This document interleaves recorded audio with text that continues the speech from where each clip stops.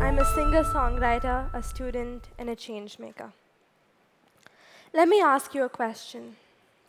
Have you ever been in a room of 20 to 25 children, all between the ages of 2 and 5, all either on the floor staring vacantly at a door or tightly clutching onto an old toy?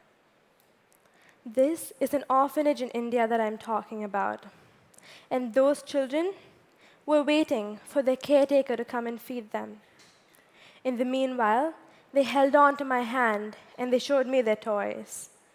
When it was time for me to leave, they let go of my hand and they walked away in total detachment as if I did not exist for them.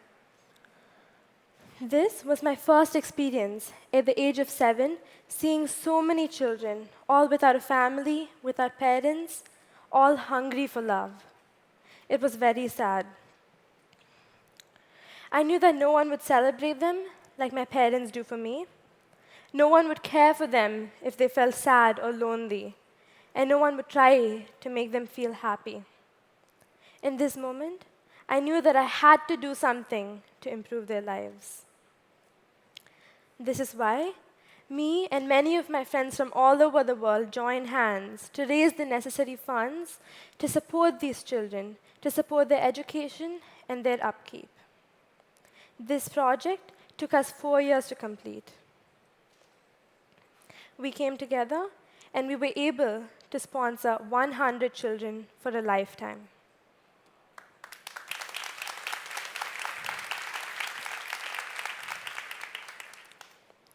After finishing this project, I waited for something to speak to my heart.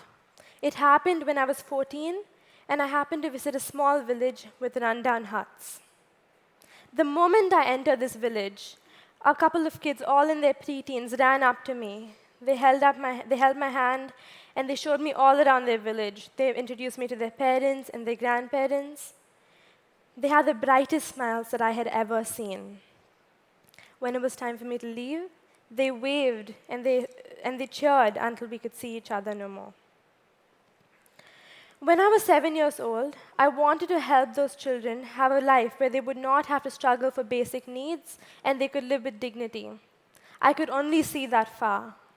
Now that I was much older, I was able to see a lot more. When I saw the sheer joy of these children in the village, I was filled with a passion to do something to help them. That is what gave rise to the World Village Project. I wanted to create a sustainable village for these children. The more I began to think about my vision, the more questions came up to me. What is sustainability? Is merely using eco-friendly material to create new infrastructure sufficient to create a sustainable village? How do we create enduring sustainability? The more I began to think about it, I could see a larger picture.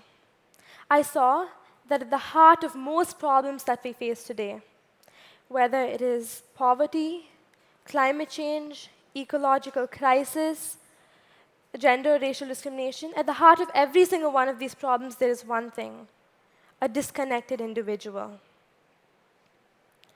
I saw that the way out of all these problems was to cultivate awareness of individuals' connection to nature, to the self, and to others. The more I thought about this, my vision was very clear. Human being first, infrastructure next. In order to create any form of sustainability, we had to put the human being first. India has a huge population of underprivileged people living in its villages. My goal was to work with 5 of these such villages to start with and then expand to many more. What I had to do was I had to come up with a way to form pure sustainability. This is what gave rise to the World Village Project. I started off my work in these villages with the children first. I wanted to awaken in them a connection to the trees around them, the forests, the animals around them. We took them on long nature walks, and slowly they began to feel like they were the protectors of the forest. We planted trees on either side of the village road and outside their houses. Every child named a tree after themselves. Look at Jyoti in this image. She's standing next to Jyoti the tree. Every Friday, Jyoti's mom bathes her and adorns her with flowers. Every Friday, Jyoti does the exact same thing to her tree. She washes her tree with water, and she cares for her tree the exact same way her mother cares for her. She understands that this tree is merely an extended organ of her own body. Now, our sustainable development is set with children who are connected to Earth as key influencers. For how can you create a sustainable village based on people who are unaware of their connection to nature? Another monstrous challenge that rural India faces is the curse of caste discrimination. You cannot choose which caste you are born into, nor can you change it at any point of time in your life. You find people on the lowest rung of this caste system as ready targets of exploitation. The saddest thing about this is the appalling lack of will in these people. They have no will to excel, no will to succeed, or no will to create a difference to themselves or to others. The more I fell in love with these village children, the more I felt like I had to transform their parents before setting out on doing any development. I wanted to awaken them to their dignity as equal children of Mother Earth. The first sign that I saw of this awakening was when the entire village came together to celebrate Ganesh Chaturthi, an Indian festival that honors the Lord Ganesha. These villages had forever been mute to this festival that had been mute witnesses to this festival that had been celebrated by the upper caste of the neighboring villages. This awakening was very important. Now they have a voice. They know what they want, and they can express it. These people of the village are able to connect to themselves much, much more, and regular meditation has played a large part in this awakening. The third milestone that we have faced is awakening the villagers to a greater connection with their neighbors. We quietly chose individuals who were wiser, and we opened them to a feeling of greater compassion. We equipped them with skills that were necessary for the village. Let me tell you a story about Maria. We trained him in CPR and emergency medical care, and with his skills, he has saved many puppies and cows from snake bites. And quite recently, he broke the barrier with the last family of the village that had resisted togetherness. The lady of the house had choked on her food, and in minutes, Maria revived her. Now, he is a welcome guest at this family's dinners under the open skies. Skill is necessary, but skill without the foundation of a connected state is incomplete. Today, you can find all the villagers coming together to grow organic vegetables for the entire village. They also make water harvesting wells. In the evenings, you can find the entire village congregated together doing Pandari Bhajan, their local dance of exquisite rhythm. Again and again, we see that a connected state is at the heart of all sustainability.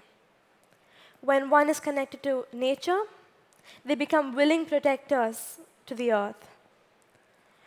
When one is connected to themselves, they transform from voiceless victims to people who are capable of creating change.